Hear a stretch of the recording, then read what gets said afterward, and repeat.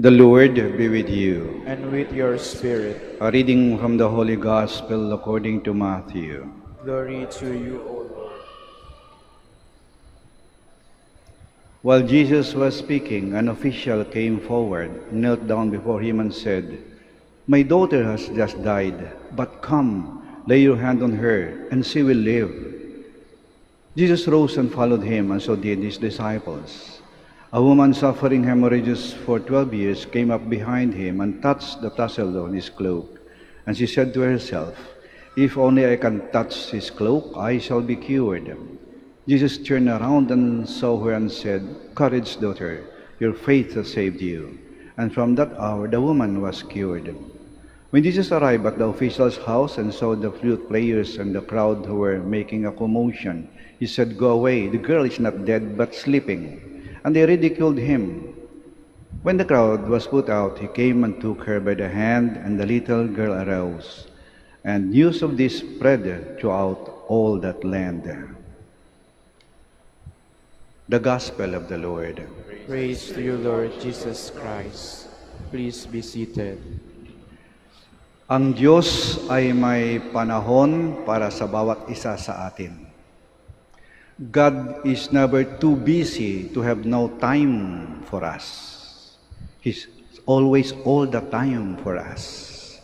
Sa Ebanghelyo, mukhang busy si Jesus kasi may lumapit sa kanyang opisyal, sabi, "Panginoon, kamamatay lang ng anak ko. Dali, puntahan natin at hawakan mo siya at mabubuhay siya. Dali, Panginoon." Kaya parang emergency, nagmadaling pumunta si Jesus. Maring tumatakbo sila.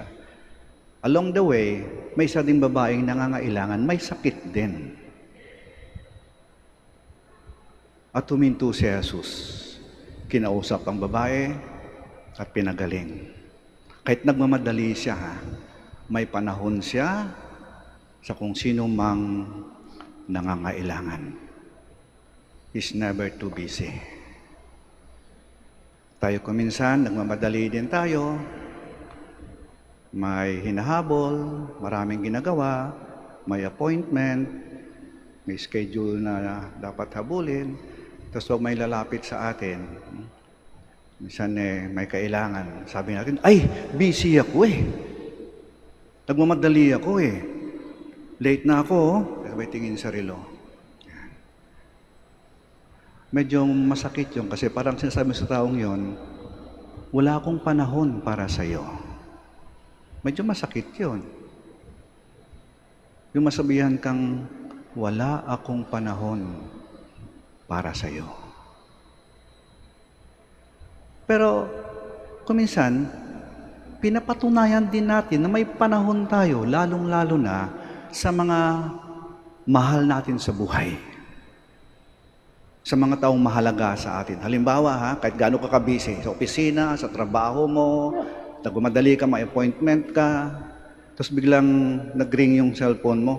Tapos sabi, "Ay, may nangyari sa asawa mo, hospital, o kaya yung anak mo, may nangyari." Abay, iwan mo, cancel mo ang appointment mo. Iwan mo yung trabaho mo, tatayo ka, pupuntahan mo yon. Nagkaroon ka bigla ng panahon sa taong mahal mo. O halimbawa, yung nanay, busy sa bahay. Naglilinis, nagluluto, naglalaba, tapos biglang umiyak yung sanggol niya. Iwan niya lahat yan eh.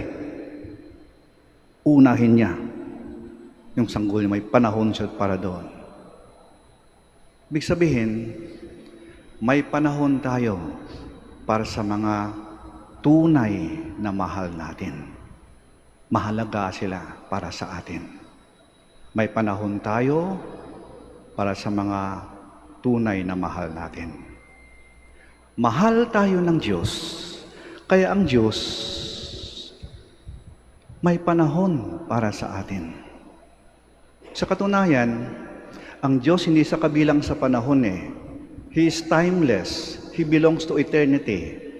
Eternity, ibig sabihin, hindi sakop ng panahon, not bounded by time. Walang simula, walang katapusan. Ngunit, dahil mahal tayo ng Diyos, naging tao siya. He entered time. Nagkaroon ng panahon sapagkat mahal niya tayo.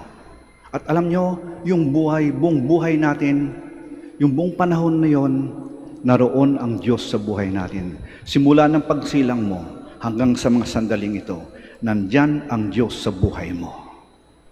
Bawat tibok ng puso mo, bawat paghinga mo, nandun ang Diyos.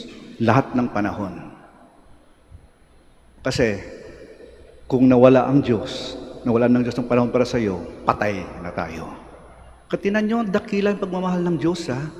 Hindi na tayo iniwan, simula ng ating buhay hanggang sa ngayon. O nga, tinan nga natin, try nga natin i-compute kung gaano kahaba ang panahon. Bilang tayo.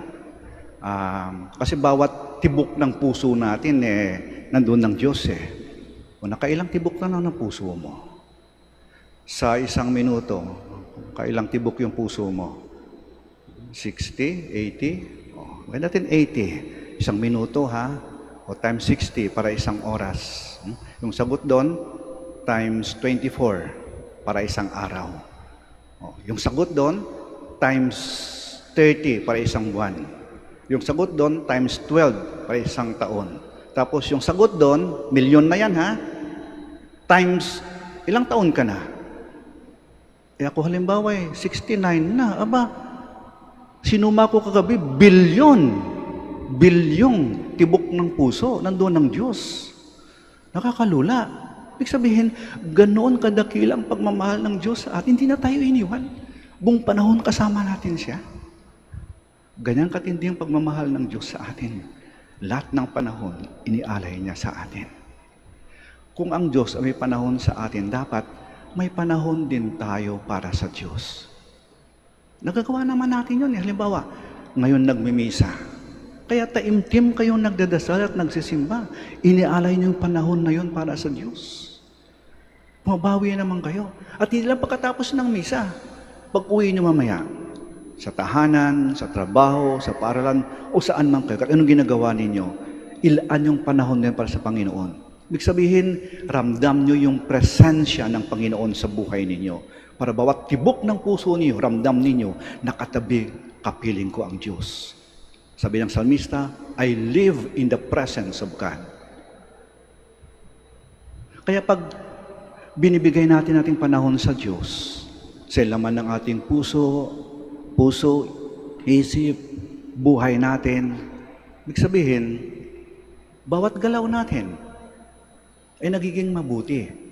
Kasi, nasa presensya tayo ng Diyos Kaya pag tayo laging gumagawa ng mabuti, nagiging mga mabuting tao tayo.